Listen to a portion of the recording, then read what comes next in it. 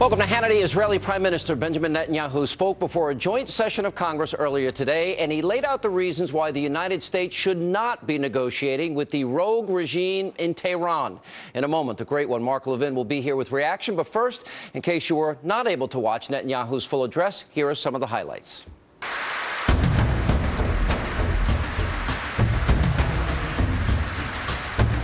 America and Israel, we share a common destiny. The destiny of promised lands that cherish freedom and offer hope. Last summer, millions of Israelis were protected from thousands of Hamas rockets because this Capitol dome helped build our Iron Dome. Iran's regime is as radical as ever. Its cries of death to America, that same America that it calls the Great Satan. Iran will become even more aggressive and sponsor even more terrorism when its economy is unshackled and it's been given a clear path to the bomb. In this deadly game of thrones, there's no place for America or for Israel. No peace for Christians, Jews, or Muslims who don't share the Islamist medieval creed. No rights for women, no freedom for anyone. If Iran wants to be treated like a normal country, let it act like a normal country. The difficult path is usually the one less traveled, but it will make all the difference for the future of my country, the security of the Middle East, and the peace of the world, the peace we all desire. But I can guarantee you this: the days when the Jewish people remain passive in the face of genocidal enemies, those days are over. And joining me now, nationally syndicated radio talk show host, the great one, Mark Levin. Mark, I watched this speech. What a comparison. Here's Prime Minister Netanyahu with moral clarity and depth, confidence in a cause, the understanding of evil in our time. And I could not help but compare to our own president, small, petty, weak, frankly ignorant of evil in our time. I just wanted to get your initial thoughts and observations. I went to this speech. I watched it in person, Sean. I know the media is reporting that all the Democrats are upset with Netanyahu and they were boycotting. Let me tell you something.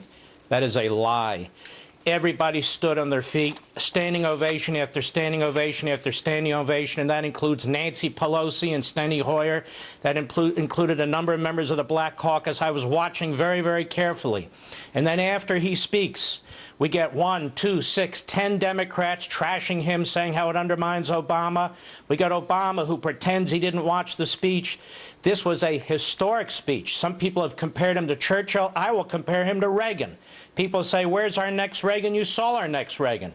And so instead, Obama and Rice and Powers and Kerry used their Saul Alinsky tactics to say we support Israel, but they trash Israel's leader. That's their commander-in-chief. That's their prime minister who is trying to protect his country from all the Islamic terrorism that surrounds it.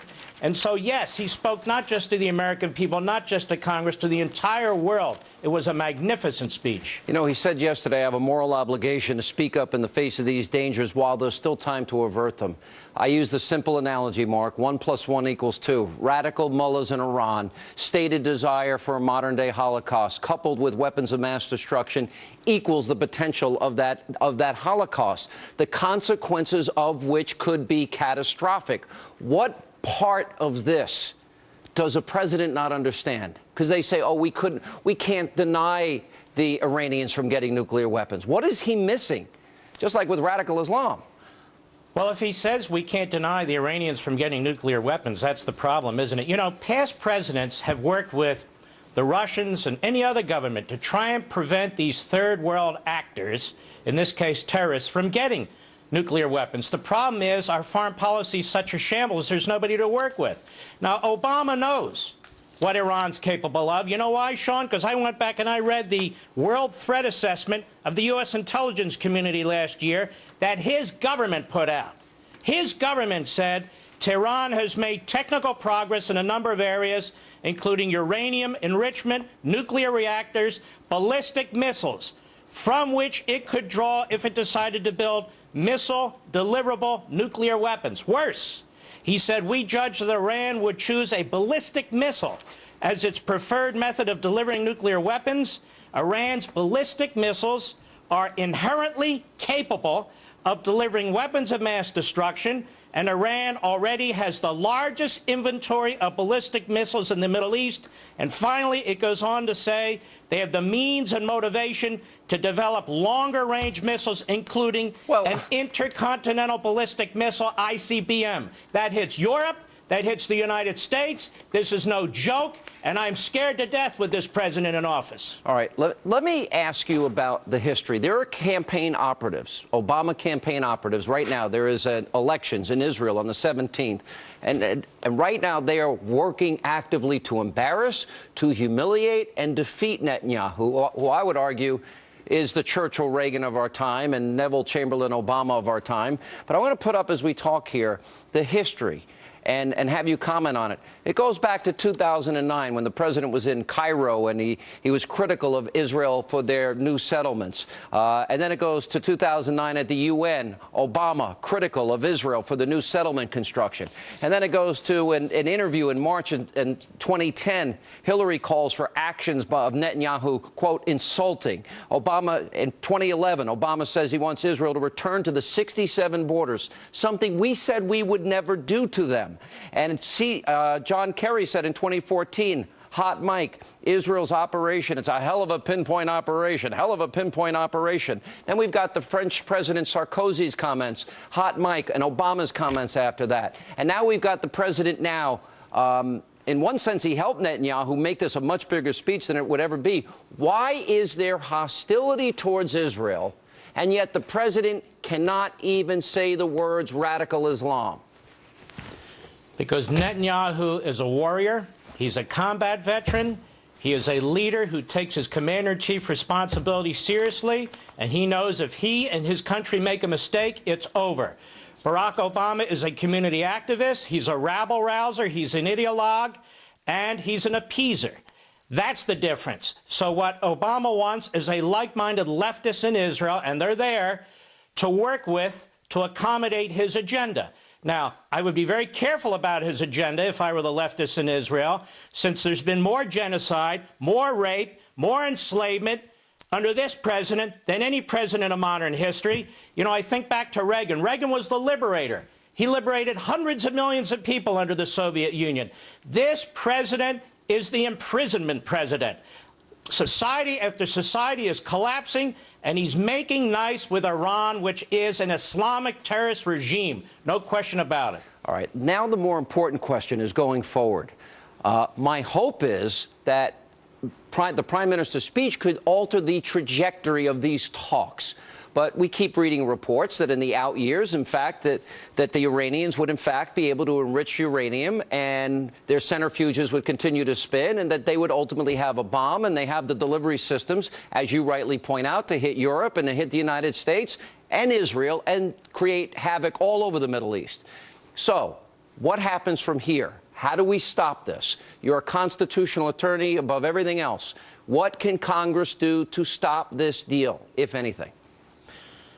The Senate must demand that whatever deal comes out of this must go to the Senate, be treated as a treaty, and require the two-thirds vote. Obama can't get two-thirds vote for one of his appeasement deals. I saw that today when I watched the members of Congress standing steadfastly, not with Obama, and that includes Democrats, but with Netanyahu. So the fact of the matter is he's going to try to evade Congress again, the Senate in particular, and they better prepare to do something effective once and for all to try and save our republic, save our Constitution, and save their own damn reputations in Congress. And they better be thinking about it right now. Yeah, well, they didn't do a very good job of keeping their promise, did they, Mark, as it relates to the Department of Homeland Security and defunding Obama's executive orders on immigration. Sean, they caved. They're very timid on that today. Unbelievable. As a matter of fact, they voted today to give Congress's imprimatur to Obama violating the Constitution, the power of the purse, the naturalization and immigration section of the Constitution. We have a lawless imperial president, and we have a weak Congress, a timid Congress, and this is doing enormous damage to this country. All right, the great one, Mark Levin, on radio stations all across the country. Mark, thank you so much. Appreciate your time. And joining me now with more reaction, Fox News strategic analyst, Lieutenant Colonel Ralph Peters. Colonel, the Prime Minister referred to a moment just last week where in the middle of these negotiations with the Iranians that you have the Iran Navy doing drills in the Straits of Hormuz, and what are they firing at? A U.S. carrier. We've got the video of them going after an American ship in the midst of these negotiations. What part of this that you can't trust them based on their history, which I will go through in the next portion of the program, does the administration not seem to understand? Obama is incapable of learning. We have to recognize that. 6 years into his term, he still thinks he can make friends with Iran. It is stunning. And, you know, for Americans, the most important point that Bibi Netanyahu made today was that in the Middle East today, dealing with Iran and Islamic State, the enemy of my enemy is my enemy. Obama just can't figure that out. But I am convinced, Sean, absolutely convinced, that Obama and Kerry and company have accepted that Iran will get a bomb. They just don't want it to happen on Obama's watch. They want a decent interval of denial. And meanwhile, as you heard, our president's pathetic, spiteful rebuttal. Petty. Just petty. Petty. I mean, Obama is a spiteful failure as president. And we've just got to get through the next 2 years. But Israel means business.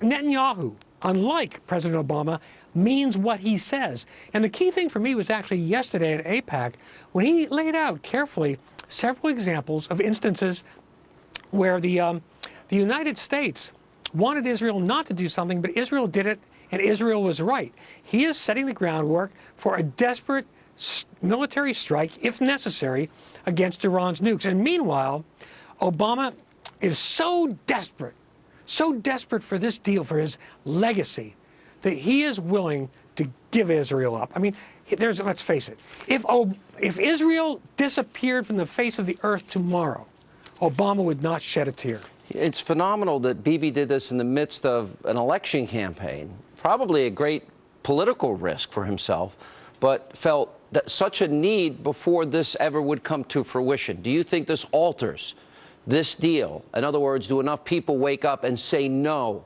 Do not make a deal with the Iranians. No, they cannot be trusted.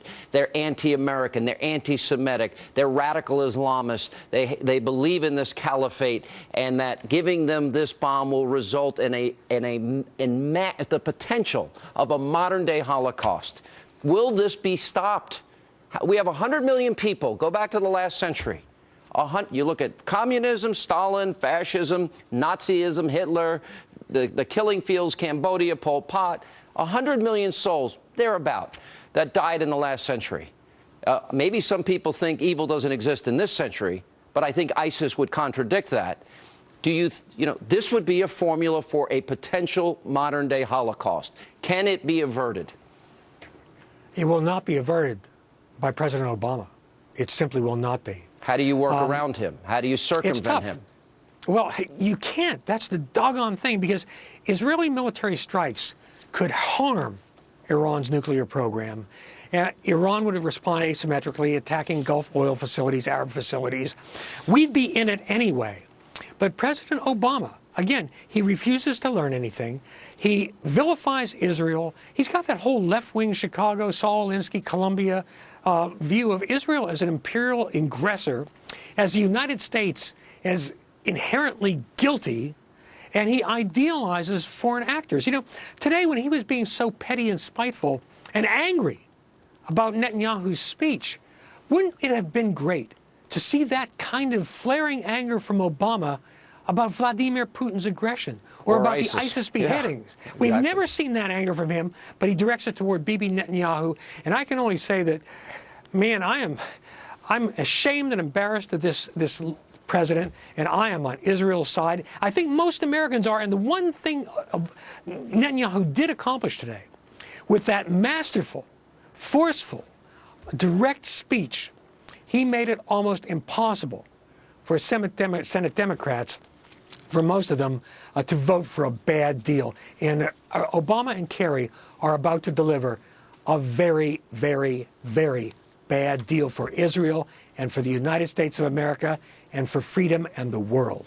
I am equally embarrassed. And by the way, the president doesn't speak for me, and I stand with Israel on this. I have the same moral clarity as the prime minister. Colonel, good to see you. Thanks for being with us.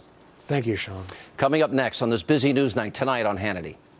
On the core issue, which is how do we prevent Iran from obtaining a nuclear weapon, the prime minister didn't offer any viable alternatives.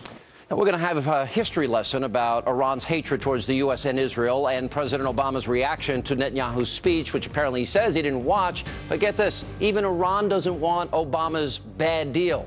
So where does that leave us now? Plus, Hillary Clinton has a huge problem, a lot of explaining to do. It has been revealed she used a personal private email address for all of her correspondence during her tenure as Secretary of State. It's so bad, even liberals are having a hard time defending her. Did she break the law? We'll examine that and much more tonight on Hannity.